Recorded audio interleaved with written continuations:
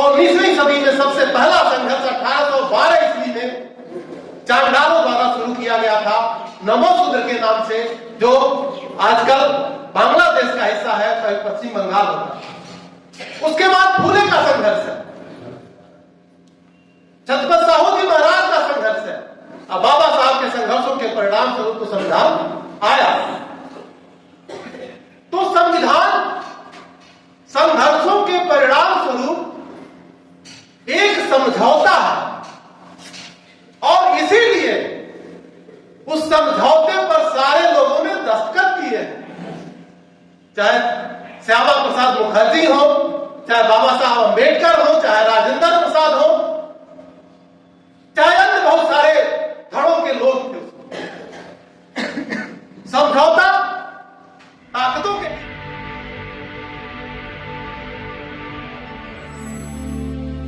तो मैं थोड़ा दूसरे ढंग से रखना चाहता हूं। सबसे पहले मैं संविधान की बात करता हूं। आखिर संविधान होता क्या है, संविधान है क्या? बहुत सारे देश संविधान से चलते हैं। अमेरिका का संविधान है, इंग्लैंड का संविधान है, भारत का संविधान है। आखिर संविधान होता क्या है?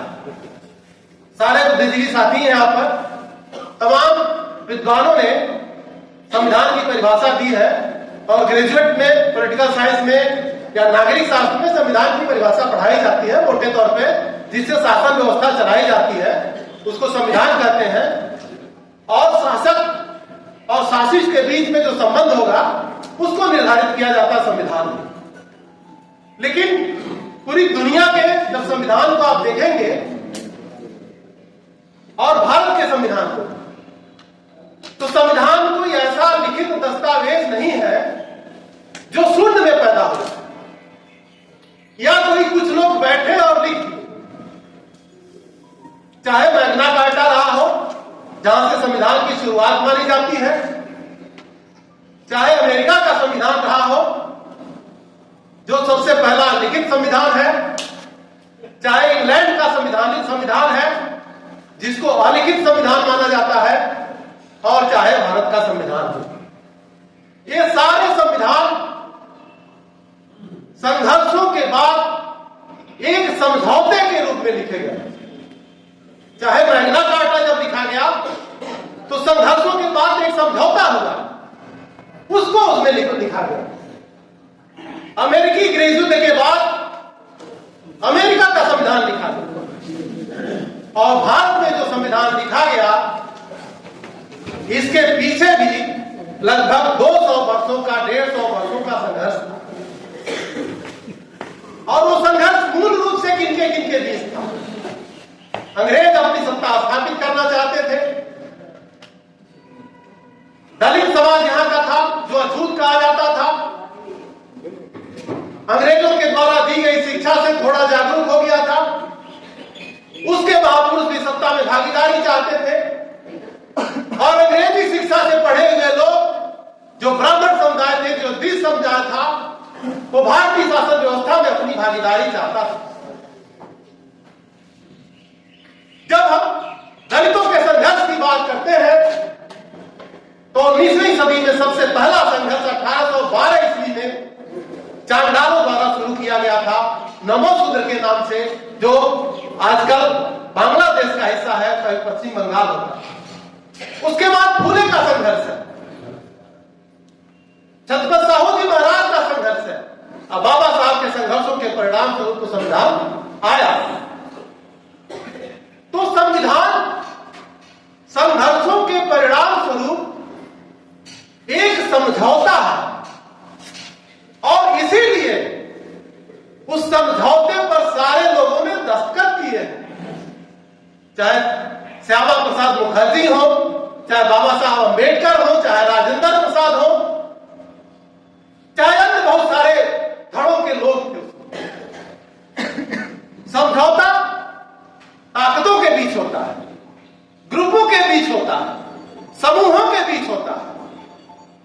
इसीलिए संविधान को ग्रैनी लास्टिंग, जो संविधान का सबसे बड़ा विद्वान माना जाता है, उसने कहा कि संविधान एक कार्नर स्टोन है। एक हमने स्टोन गाड़ दिया कि अब इसके पीछे हम नहीं नहीं जाएगी, लेकिन चूंकि समझौता ताकतों के बीच होता है, तो जो लोग ताकतवर पड़े, जो समूह ताकतवर हुआ, वो आज उस संविधान रूपी समझौते को मानने से इनकार कर। जिस संविधान में बाबा साहब ने व्यवस्था की कि इस देश का प्रत्येक नागरिक बराबर होगा, आज वो समूह जो जिसको ब्राह्मण कहा जाता है प्रतिनिधि के तौर पे, वो घोषणा कर चुका है कि इस देश के सभी नागरिक बराबर नहीं है। बाबा साहब ने उस संविधान में लिखा कि सभी नागरिकों के गरिमा बराबर रहेगी। आज ब्राह्मण वर्ग ने घोषणा कर दिया है कि सभी नागरिकों की गरिमा बराबर नहीं रहेगी। और संविधान पर जो हमला हो रहा है, वो इसी व्यवस्था को संवैधानिक रूप में लागू करने के लिए हमला हो रहा है, जिसे वो मनुस्मृति कहते हैं, और मनुस्मृति जिसे बाबा साहब ने चलाया। पहली बात मैं ये स्पष्ट करना चाहता हूं कि ये ताकत का मामला है, ये किसी की इच्छा सदिच्छा का मामला नहीं है। बहुत अच्छे लोग हैं, बहुत बुरे लोग हैं, इसका मामला नहीं है, सिर्फ ताकत का मामला है। दूसरी बात मैं जो कहना चाहता हूं, इस संविधान को ये ब्राह्मण वर्ग आरएसएस की अगुवाई में शुरू से ही नकारता रहा। 26 नवंबर 1949 को संविधान सभा ने इस संविधान को अंगीकार किया। हिंदू महासभा के अध्यक्ष के रूप में श्यामा प्रसाद मुखर्जी ने उस पर दस्तखत किया, जिन्होंने जनसंघ बनाया और जिसके नाम पर आरएसएस बहुत सारा आंदोलन चलाता रहा है, उनको शहीद बताता रहा है। उस आरएसएस ने 30 नवंबर 1949 के ऑर्गेनाइजर में लिखा कि संविधान में कुछ भी भारतीय नहीं है, इसमें मनुस्मृति का जिक्र नहीं है। और आज वो मनुस्मृति को टुकड़े टुकड़े में लागू कर रहे हैं। जो शिक्षा व्यवस्था की बात आई, आज हमारे जो पढ़े लिखे नौजवान हैं, जो शिक्षा दी जा रही है, वो किसी काम की नहीं। जिन स्कूलों से हम लोग पढ़ लिख करके यहां तक पहुंचे हैं, वो स्कूल आजकल बर्बाद कर दिए। विश्वविद्यालयों को बर्बाद करने की पूरी योजना है।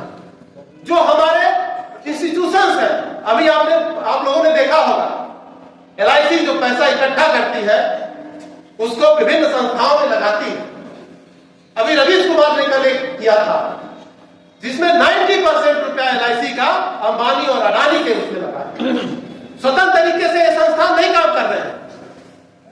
चुनाव आयोग का आप देख चुके हैं, जो भी संवैधानिक संस्थान है, वो सारे पर ब्राह्मणों ने कब्जा कर लिया है, हिंदुत्ववादियों ने कब्जा कर लिया है, आरएसएस के लोगों ने कब्जा कर लिया है, जिनका आदर्श मनुस्मृति है। और सिर्फ संविधान पर खतरा नहीं है, संविधान के साथ साथ सबसे ज्यादा खतरा ये बाबा साहब की लेगेसी को खत्म करना चाहिए। जैसा कि हम जानते हैं, शुरू में बाबा साहब पे हमला होगा, उनके विचारों पर, और आज कोई हमारे चीफ जस्टिस के ऊपर चप्पल फेंक दे रहा है, कोई हमारे भाई के ऊपर पेशाब कर दे रहा है। बाबा साहब को कहा जा रहा संविधान निर्माता नहीं है, कोई BN राव या ब्रिज बिहारी लाल गौर राय जादा उसको बताया जा रहा है। ये सारे तर्क जो चल रहे हैं, वो बाबा साहब को और उनके सब बाबा साहब से संविधान को अलग करने का प्रयास है। क्योंकि बाबा साहब और संविधान मिल करके जो एक ताकत बने इस देश में, क्योंकि बाबा साहब के नाम पर कम से कम 15% दलित उनके पीछे खड़ा है, और बाबा साहब का नाम लिए बगैर कोई भी व्यक्ति एक वोट उनसे मांग नहीं सकता। जो बाबा साहब का नाम लेगा, 15% दलित समाज उसी को वोट देगा। तो ये जो बाबा साहब के नाम पर संविधान के साथ जो ताकत खड़ी हुई है, इसको भी अलग करने का प्रयास इस विधा से हो रहा है कि बाबा साहब संविधान निर्माता नहीं। 16 फिल्म आप लोगों ने देखी हो, एक उदाहरण से क्लियर हो जाएगा बाबा साहब संविधान निर्माता है कि नहीं। 16 फिल्म का डायलॉग किसने लिखा? सबको पता है, सलीम जावेद ने मिलकर लिखा। सलीम जावेद का एक इंटरव्यू आ रहा था, एक श्रोता ने पूछा उसी समय कि आप सलीम और जावेद दो लोग हैं, ये डायलॉग लिखता कौन है? मैंने सलीम लिखते हैं कि जावेद लिखते हैं? जावेद ने उत्तर दिया कि हम दोनों लोग नहीं लिखते हैं, निकलने के लिए हमने आदमी रखा हुआ। वो दोनों लोग नहीं लिखते थे।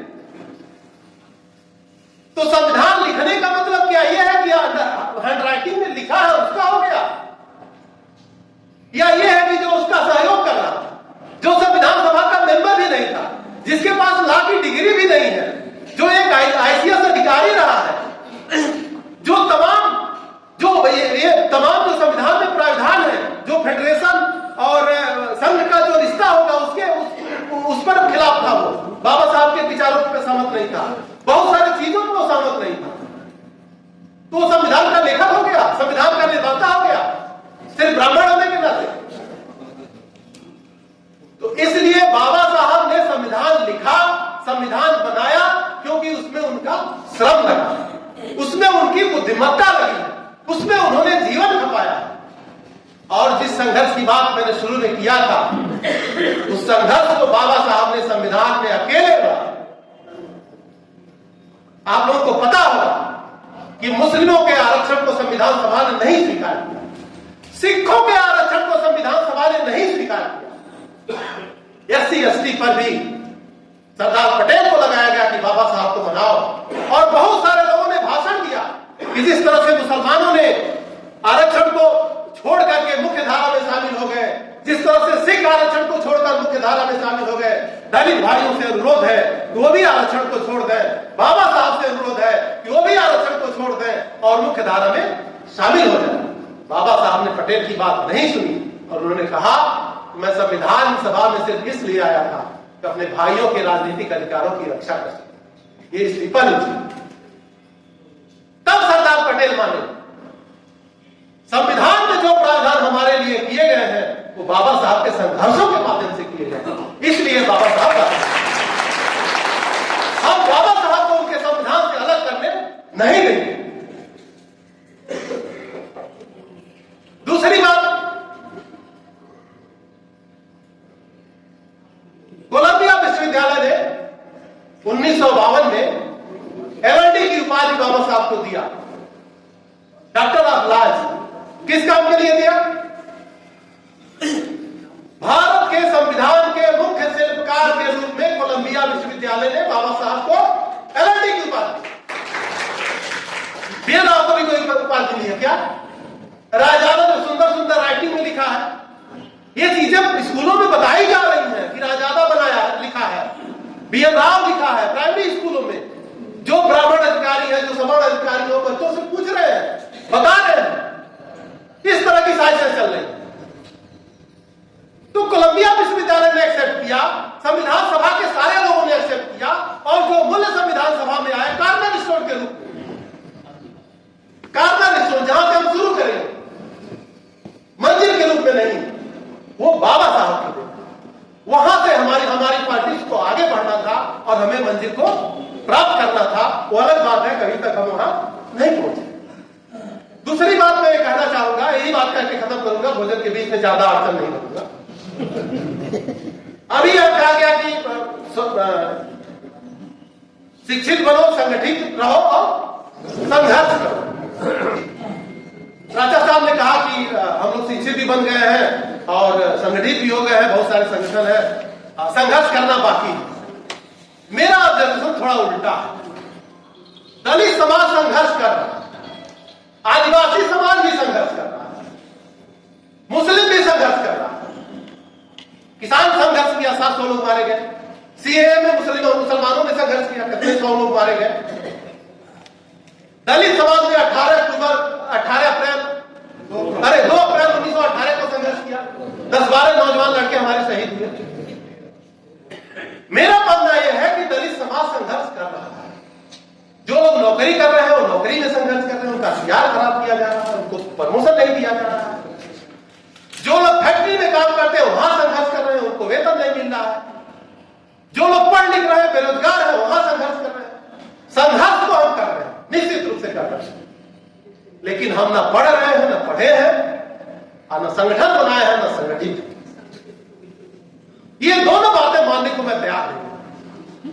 बाबा साहब के बाद मेरा मानना है कि अगर किसी ने पढ़ाई की तो माननीय कांसीराम ने पढ़ाई। और एक संस्मरण, माननीय कांसीराम बैठे हुए थे, वहां एक व्यक्ति गया और तमाम लोग अपना काम कर रहे थे, तमाम लोग बातचीत कर रहे थे, उनसे कहा कि मैंने बाबा साहब की ये किताबें पढ़ ली। तो चुप रहे, कुछ नहीं बोले। फिर थोड़ी बात लगा कि ध्यान नहीं दे रहे हैं, फिर कहा मानव साहब मैंने बाबा साहब की ये किताबें पढ़ ली, फिर ध्यान नहीं दी। फिर तीसरी बार कहा मानव साहब आप ध्यान नहीं दे रहे हैं, मैंने बाबा साहब की ये किताबें पढ़ी हैं।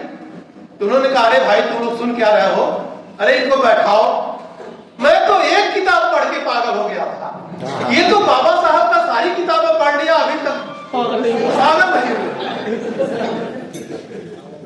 आपको पता है जब जात का उच्छेद मानव कांसीराम को मिली तो एक ही रात में 5 बार उन्होंने पढ़ा और फिर वो घर नहीं लौट सकते।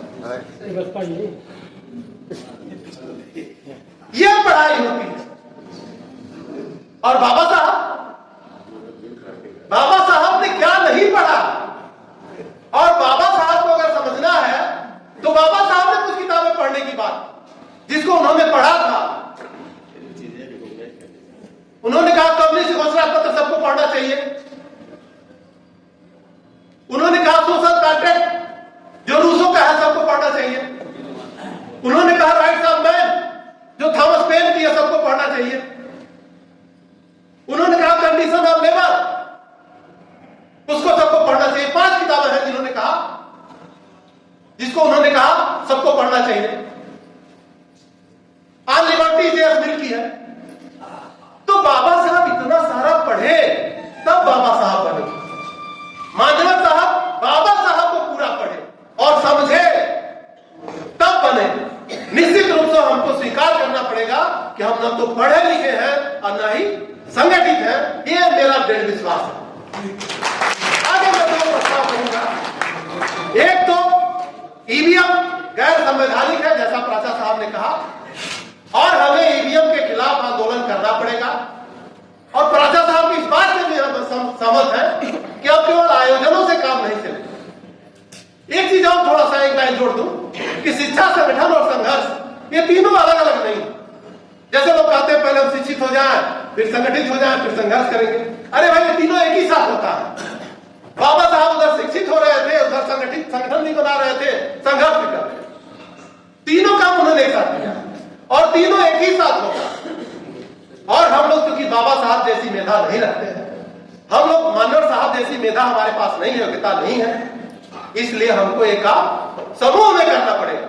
इसलिए मैं यहां प्रस्ताव करता हूं कि हम लोगों को पढ़ाई लिखाई शुरू करनी चाहिए और ये पढ़ाई लिखाई सामूहिक होनी चाहिए, क्योंकि अकेले ना तो हम पढ़ सकते हैं ना समझ सकते हैं।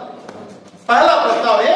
और दूसरा प्रस्ताव ये कि जो ईवीएम है वो गैर संवैधानिक है, क्योंकि जो हमको पूरा जानने का अधिकार है हमने किसको वोट दिया, जिसको मैंने वोट दिया उसी को गिना गया कि नहीं गिना गया, उसी को गया कि नहीं गया, ये जानने का हमारा पूरा अधिकार है। और ईवीएम में ऐसी कोई व्यवस्था नहीं है जिससे हमें जान सके। दूसरी बात एक लाइन और कि ईवीएम पर सवाल उठाने वाला सबसे पहले बीजेपी ने सुप्रीम कोर्ट में मुकदमा दाखिल किया। आज वो कह रहे ईवीएम सही है। कोई ऐसा राजनीतिक दल नहीं है जो ईवीएम पर सवाल न उठाया, तो फिर ईवीएम क्यों? तो अगर लोकतंत्र को बचाना है तो पहला कदम ईवीएम के खिलाफ हमको आंदोलन, दूसरा कदम सामूहिक पढ़ाई।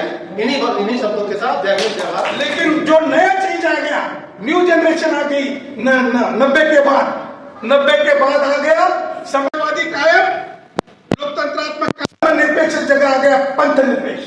जैसा कि आपने बताया अभी पंथ निरपेक्ष, ये सिर्फ फर्स्ट लाइन में चेंज नहीं बदला। स्वतंत्रता के स्थान पर पहले आस्था था, बाद में धर्म जोड़ दिया और राष्ट्र की एकता के साथ 77 में इंदिरा गांधी ने एकता और एकात्मता किया। 2000 के बाद 1999 के बाद वो एकात्मता की जगह अखंडता कर दिया। ये बदलाव है, यानी कि आक्रामक हिंदुत्ववादी अखंडता पर विश्वास रखते हैं और उदार हिंदुत्ववादी एकात्मता पर विश्वास रखते हैं।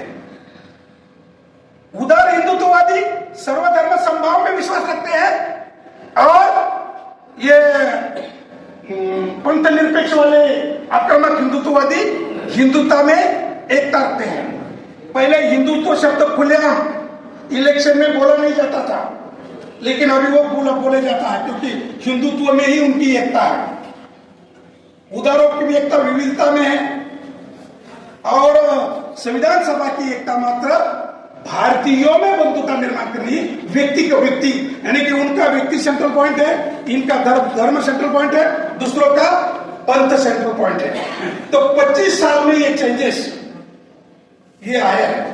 इस संदर्भ में बाबा साहब डॉक्टर अम्बेडकर ने आगाह किया था। उन्होंने बोला अभी नागरिकों के हाथ में सत्ता रहेगी, वोटर, और वोटर जो स्वयं शासक है वो वोटरों की पार्टी आएगी और पार्टी फिर सत्ता में जाएगी। आपके ऊपर निर्भर है राष्ट्र सर्वोच्च रखना है या पार्टी सर्वोच्च रखना है, यह आपके ऊपर निर्भर है। आपने भारतीय नागरिकों के सामने चिंतन के लिए सब्जेक्ट रखने की जरूरत है। मेरे पार्टी का नेता सर्वोच्च है, मेरी पार्टी सर्वोच्च है, क्या भारत देश सर्वोच्च है? ये आज चिंतन करने की जरूरत है। अब अगर निरपेक्षता से चिंतन करोगे तो आज इस देश के सोसाइटी ने नया रूप लिया है। मैं दावे के साथ कहता हूं, हो सकता है आपका विश्वास ना हो, भारत के संविधान ने लोगों के जीवन में क्रांति लाई है। जाति वाला बोलेगा सब जाति वाले मेरे हैं। आज बोलते हैं जो मेरे पार्टी में है वो मेरा है, पार्टी के बाहर दुश्मन है। नई सोसाइटी ने जन्म लिया है और ये भारतीय संविधान की और लोकतंत्र का परिवर्तन है, इवोल्यूशन है। इसको आपको स्वीकार करना होगा। आज आप देखेंगे जो आक्रामक हिंदुत्ववादी पार्टियां भी हिंदू मुस्लिम की राजनीति करती होगी, लेकिन पार्टी के बाहर जो होगा उसके साथ महाराणा प्रताप और अकबर जैसा व्यवहार रहेगा, और पार्टी के अंदर आ गया कि जोधा अकबर जैसा प्यार चलेगा।